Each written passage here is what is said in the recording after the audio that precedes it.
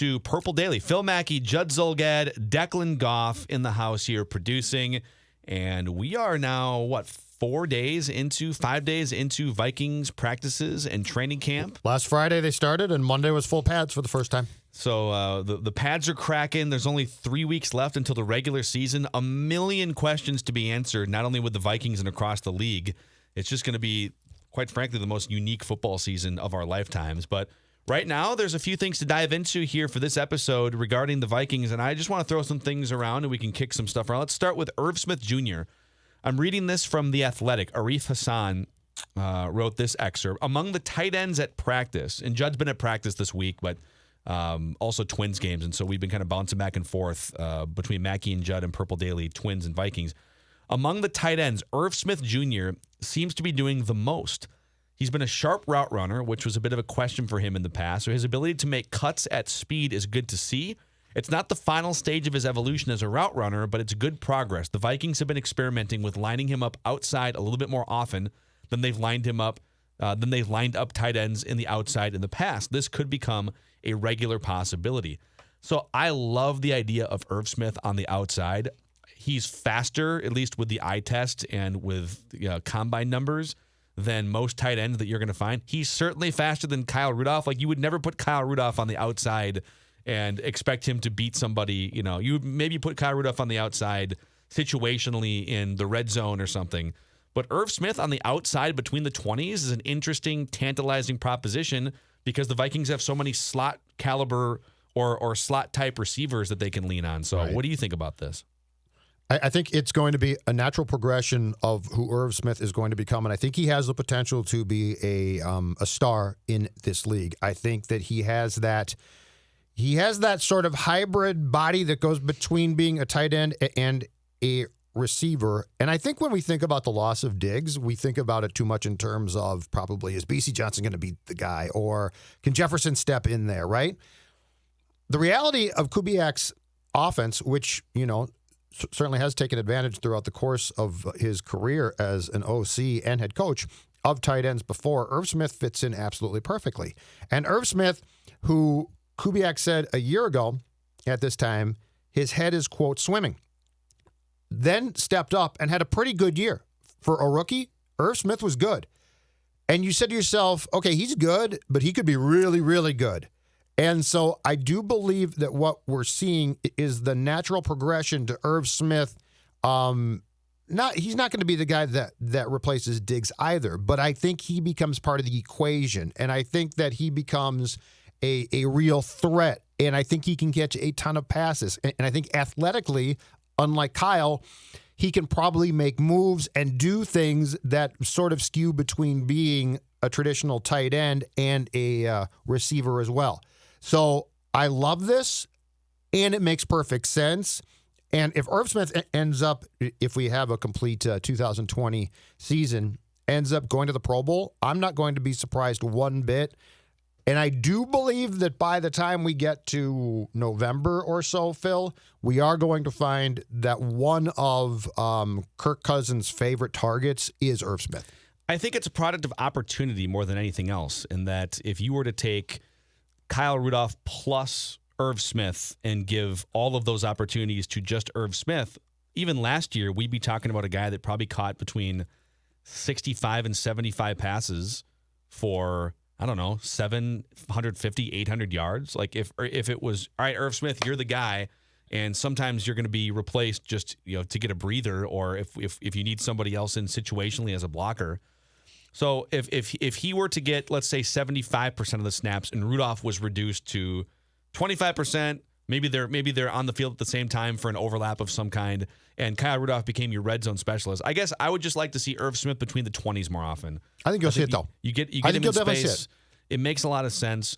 What do you think in terms of tight ends in the NFL right now? I mean, the top tier and the money has showed this too, and the contracts that these guys have gotten. Travis Kelce and George Kittle are definitely in that top tier. Mm-hmm. Both guys have just turned into 1,000-yard beasts. And then I think somewhere below those guys, you've got like the Zach Ertz tier. Last year, Darren Waller for Oakland also caught 90 passes for 1,100 yards and kind of went under the radar. And then I guess Austin Hooper has had a couple good seasons.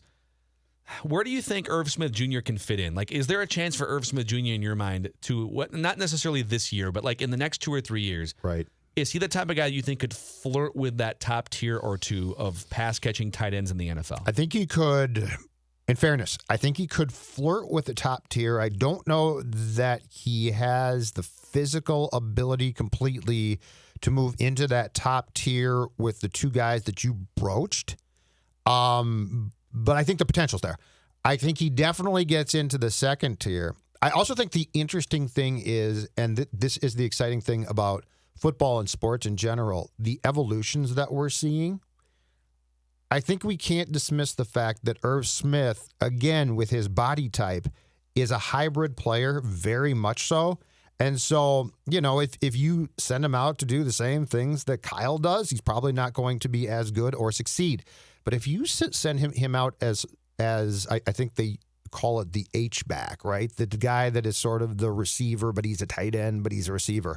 I think that Irv Smith can carve a niche that might not go directly in the direction of what a guy like Kelsey or Kittle does, but I think it might be a little bit different, but no less successful, if that makes sense. So my hope, if you ask me right now, is there a guy that I saw last year on the Vikings roster who I think has a lot more there and could emerge as a star? I think the top of my list is Irv Smith. Yeah, I think the one thing I would point to from a measurables standpoint, that's right, from a measurables Football. standpoint. Oh, God. Football. You go. All right. Is the fact that when you talk about top-tier tight ends, top-tier pass-catching tight ends in the NFL the last 20 years or so, Tony Gonzalez, Antonio Gates from the earlier 2000s, Travis Kelce, George Kittle, Just right? keep going. You just go down the whole list of tight end names, man. That's right. All those guys are 6'4", 6'5", 250 pounds. Yes.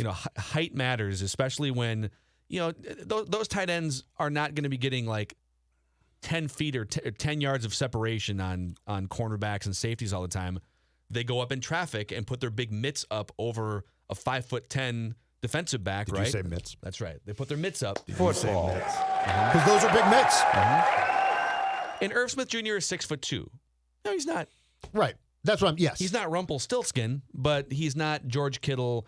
The extra 2 or 3 inches of height does, I think, in some cases separate the elite of the elite from what Irv Smith Jr. could potentially be. So, but I point out the measurable. I see the opportunity here for this guy to play an absolutely enormous role in the passing game. Yep. All right, next topic here on the Camp Notebook Rundown. Pro Football Focus has ranked, and Dalvin Cook is still awaiting a contract, and so we don't have any news on that front today. But or is he?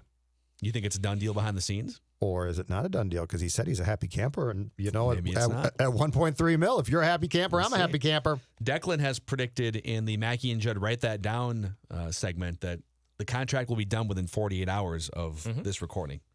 So sometime in the next couple days. Fine. So Pro Football Focus has ranked the top 25 running backs ahead of the 2020 NFL season. The rankings go like this. Christian McCaffrey. Any arguments there? No. No, hell no. Yeah, he's the best. I might argue for Zeke Elliott, but Christian McCaffrey is certainly the most versatile and high usage running back in the NFL. Do you know how good he's going to be with Teddy? Oh, Well, he's good with anybody. No, I know, he's good with but random guys last year. I agree with that, but he is. If Teddy could design a guy to play that position, Teddy's like, wait, I get to check down to my running back 100 times next year. Do you know what It's this gonna be is? Great. The anti Peterson. yeah. You never take him off the field. He catches But passes. I mean, and you don't ask Teddy to, Teddy, I'm so sorry. We just worked on something all training camp, but can we abort that because the running back can't do that? Listen, Teddy, I know you've never taken a snap under center in your entire football life. But can we just do this for the rest of the season because Adrian wants it? Adrian likes to line up in his classic formations. I'm with Dexter. I'm absolutely fine. So number 1 is Christian McCaffrey. Number 2 is Nick Chubb, going into his 3rd year with Cleveland. I saw that. Now Nick Chubb was excellent last year. If you just look at the back of the football card stats, well over 1,000 yards, 5 yards per carry. You got your Nick Chubb card? I personally do not. Oh, I thought you might have had a Nick Chubb card with you. I personally do not. But I've been looking on the internet for Nick Chubb football cards. Oh my God. We should get a Chubb card. And according to Pro Football Focus, he had a 92 out of 100 rushing grade since entering the NFL out of Georgia in 2018. So he's been under the radar because Cleveland's offense, you mostly focus on like the headliner guys, Baker Mayfield and Odell Beckham Jr. and even Jarvis Landry. But Nick Chubb has been excellent. Alvin Kamara, number 3. Talk about Swiss Army knife guys. Absolutely. Saquon Barkley and his ridiculously huge thighs, number 4. And yep. This is where I take issue with the list, all right? Aaron Jones, number 5. Declan loves Aaron Jones. Love Aaron Jones. Yeah, he's very good. Zeke Elliott, number 6, and Dalvin Cook, number 7, ahead of Derrick Henry, who's just a classic old-school hand-me-the-ball running back, and Josh Jacobs, number 9. Rounding out the list is Austin. How do you pronounce? Is it Austin Eckler from the Chargers? Yep. One of those names I see in fantasy football all the time, but I've rarely heard it pronounced because I don't watch Chargers games. Which is your fault, man. I know. Oh, wait, hold on a second. You're the quarterback that you love just got done playing 18 years for the Chargers. I used to love Phillip Rivers. You loved him 5 years ago. I still love him. When we started this show, there was a good 3-year run before you would get off your Phillip Rivers love. Phillip Rivers and Tony Romo are like my 2 long-lost lover quarterbacks. Can I say this about rankings of running backs in the National Football League? I don't, and this is a bold statement, I don't know that there is a more useless position in any sport, every sport. So if you take every sport, hockey centers or goaltenders or basketball guards or forwards or baseball starting pitchers, I don't know that there's anything more useless than trying to rank running backs in football, because a week and a half from now, it could change. Like, it changes constantly. So if Dalvin Cook's top 10, I think it's absolutely fine. Because, seriously, I mean, we could get to October 1st, and it could be like, I'd like to redo this one, because if you rank basketball guards, right, like, they might change some, but you got a pretty good idea, I think.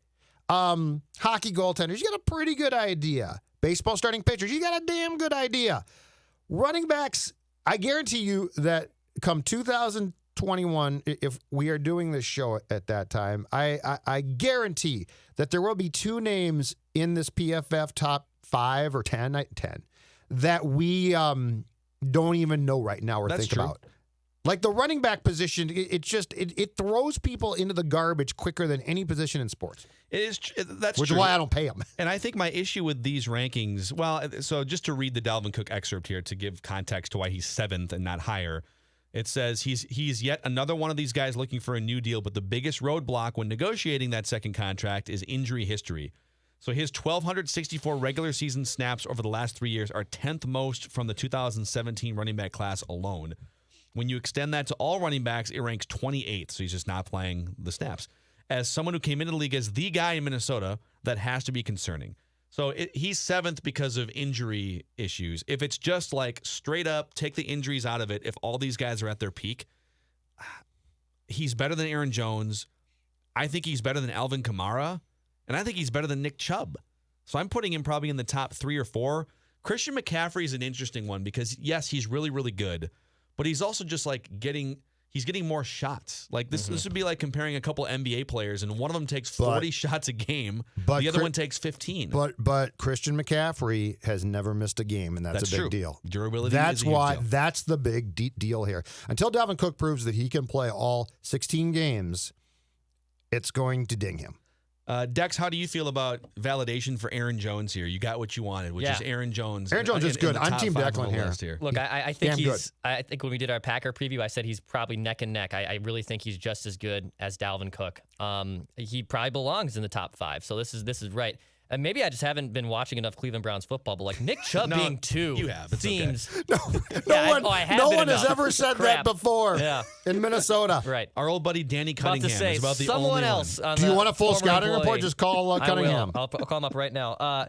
Nick Chubb being 2 seems awfully high, and he's been good. Like I'm looking at his stats right now. Obviously 1,400 yards, and he's averaged over 5 yards a carry since coming in the league. But I mean, 49 or only 36 grabs last year. Like I don't know in terms of like versatility.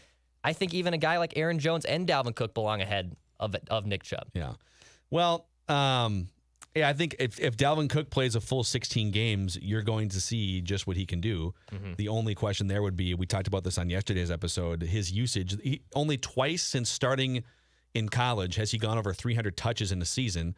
The first one was his, I believe, junior year, his last year at Florida State, and he winds up coming out of the gate injured, early in the season, his rookie year with the Vikings. So workload's a problem. Now you talk about workload with Dalvin Cook, like getting over 300 touches is a load for him.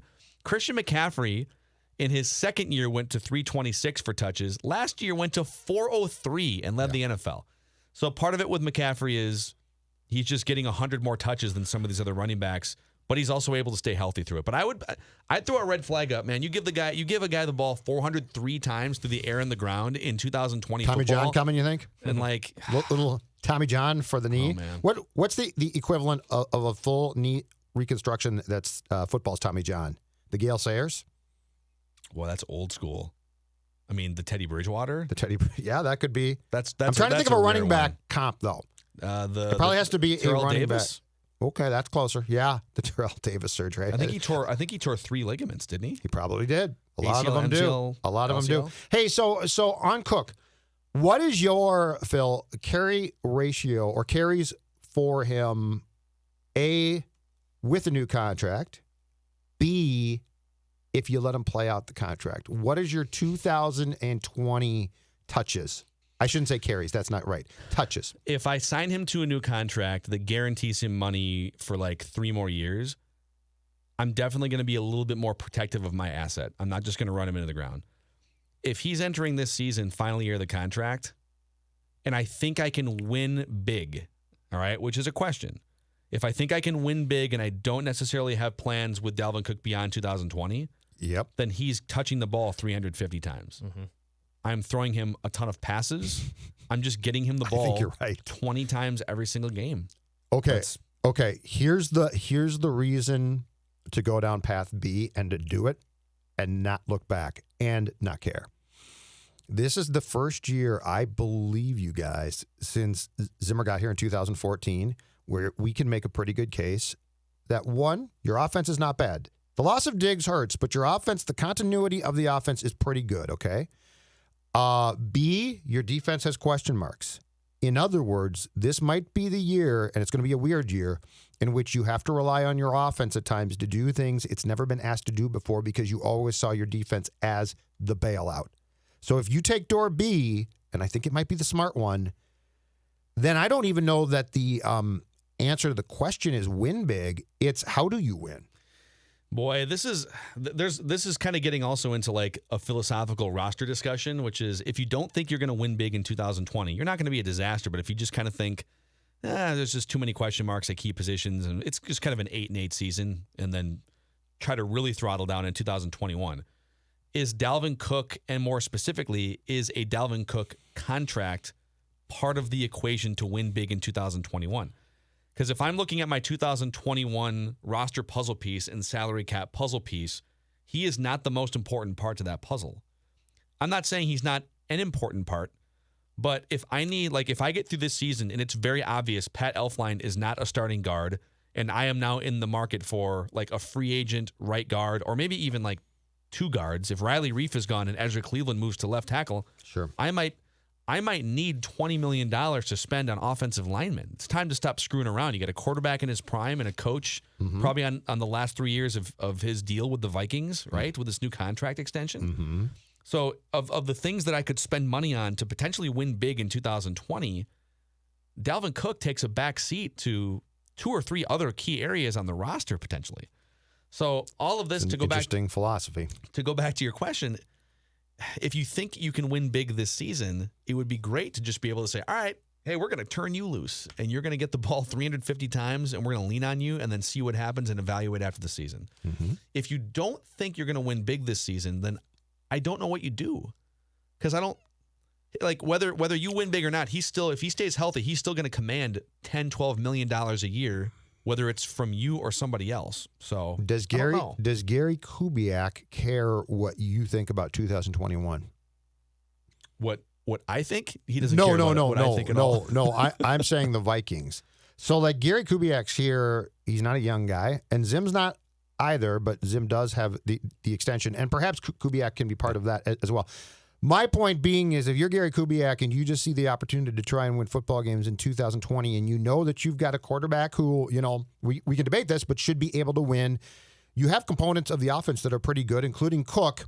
Do you focus on what you're talking about, which is the future 2021-22, or do you personally just say, look, I think Mike's defense is not going to be as good as it's traditionally been, and it probably will not be. I can get an offense here that can score some points and make some things happen, but they're going to happen only if Dalvin Cook plays a huge role. Yeah.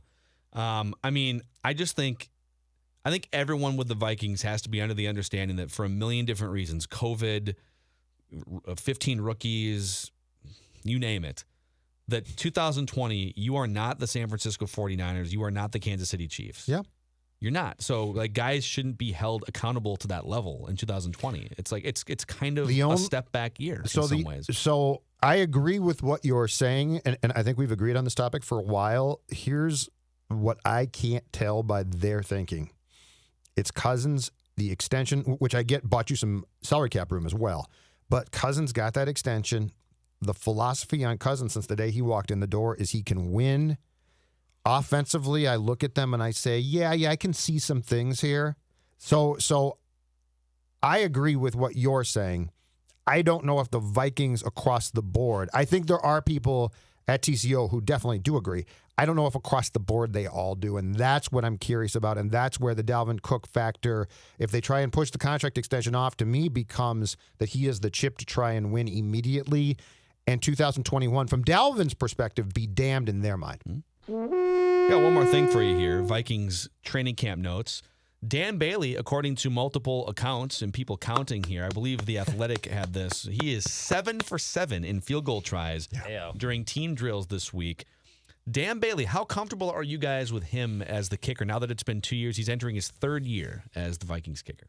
Comfortability as in like when he lines up to kick a football. Do you feel good? Do you feel the way that you did when after Blair Walsh missed that 27-yarder, when he would line up for a field goal, and your pulse is like, oh God, and my pants would get wet because I would pee. I would say, oh my God, I'm probably at a 7 out of 10. I feel comfortable. So I feel comfortable. Let's define the scale. So the scale is Blair Walsh's next kick. Like, was it the following season where Blair Walsh, or maybe it was earlier that season, where he just he couldn't make an extra point even? It was both. Yeah, so, the next season. So Blair Walsh is a 1, and a 10 would be like Adam Vinatieri in his prime. Vinatieri in the snow. Right. Yeah, exactly. I would with Bailey, I'd probably say it's a 7. I still think it would be a 7. I like him. He made a good amount of kicks last year. He was 27 for 29, and I think he had the same problem that you were just talking about earlier. He had some extra point issues, but I like him. I feel comfortable with him making a kick. I really do. Judley? 7's probably fair. I might go as high as 8. I actually think there's a here's what I like. There's like what do they call it when they put something on your speedometer and you can't go past a certain point, right? Like that's I don't think pedometer. A pedometer is a step counter, isn't it? We're really good at this. No. I guess my point is I don't think as a Vikings follower or fan, I don't think you can get to an 8, can you, with kickers? No. Oh, I can. No. I can. You're comfortable? Here's why. In fact, hold on a second. So when you put something on your speedometer to limit the speed, right? Mm-hmm. That's the right. Okay, I just Googled that. It's not coming up. I just got a bunch of BS here. All right, so I'm going to put it at an 8, and here's why.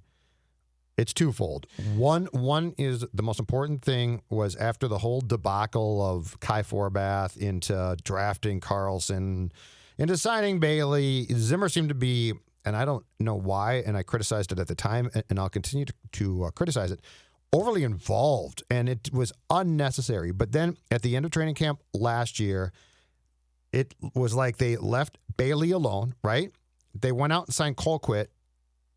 And don't underestimate a guy who is a good holder. It's incredibly important, okay?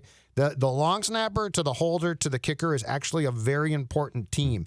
And we always just blame the kicker. It's not fair. Speed governor. A speed governor. Speed governor. All right. So what they have done is they have now gotten in place, I think, and we don't hear about them. Nobody talks about them. It's a glorious thing. This trio of guys that can work on their craft and the one, another P squared, positive about the pandemic, is the fact that pandemic does not allow Zim to obsess about kicking because he's got too much else to obsess about, right? So I got about an 8 here because I feel like, and Forbath was fine too. Get a veteran guy. Don't get cute. Don't get a big leg, Rick. I got a big leg from the SEC.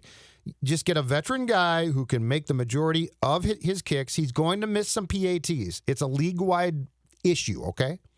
But I feel an incredible comfort about the fact that I don't think we're going to read, unless I write it, one story in training camp about the kicking.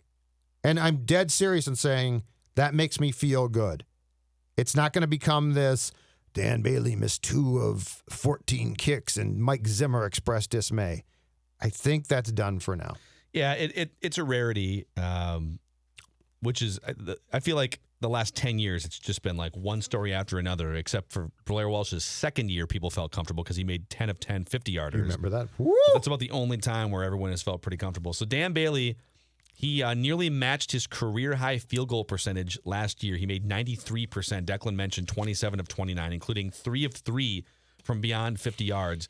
He missed too many extra points. He missed 4 extra points last year. Go for 2. But I think people get more upset about missed extra points than like the actual effect on games. Now, I'm not advocating for missing extra points, but missing field goals is a bigger deal because you're missing out on 3 points. Yeah. And 2 years ago with the Vikings, he missed 7 of 28 field goals.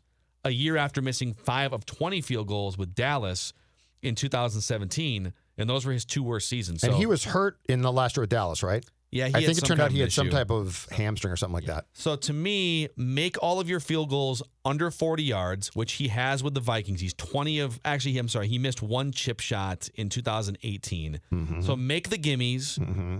And if you could give us a majority of makes from 50 plus, it would be ideal too. But I think it's more important to make the field goals, like make all of the kicks, but the field goals are the thing to be outraged about. And he was great on field goals last year. So Bailey is, it's like a 7 for me. Mm-hmm. It's never going to be an 8 or a 9 or a 10. Bailey is good because, as Dex can confirm, in the days when we were allowed to go into the locker room post game, you'd look at Bailey and he wouldn't have that look in his eyes that Walsh did, which was the world is going to blow up tonight, right? We're all dying, right? You'd like feel Bailey, that way too if you missed a 27-yarder. But you look at Bailey and you look in Bailey's eyes, and he's just completely flatline normal, which I appreciate. These kickers, you get so many of them who it's like the world is collapsing around them because they missed a PAT, and you're like, Zim's going to get in your face, dude. Yeah. Okay, so Bailey, I love the fact that we don't have some type of weird kicking. It wasn't even necessarily across-the-board competitions. It was just these weird controversies, and then they'd make a trade with Baltimore and trade our way up 5th-round draft pick, and we'd all be like, what are you doing? So I'm very happy with this. So we're all feeling pretty good, which means he's going to be terrible this season. Go for 2, Phil. Just start going for 2. More often, I advocate for it. That's what you said. That's what Collar said for years. Just go for 2. Go for 2 more often, and go for it on 4th down more often. Put the pressure on Kirk, and then if he falls apart, rip him. So thanks for hanging out with us here on Purple Daily. You can find us, if you're listening to us, you can find us on our YouTube page, youtube.com/ScoreNorth. And you can find us alternatively in audio form if you're watching on YouTube, Apple, Spotify, and ScoreNorth.com, where you can also find Judd's musings about the Twins and the Vikings in written form. Thanks for hanging out with us.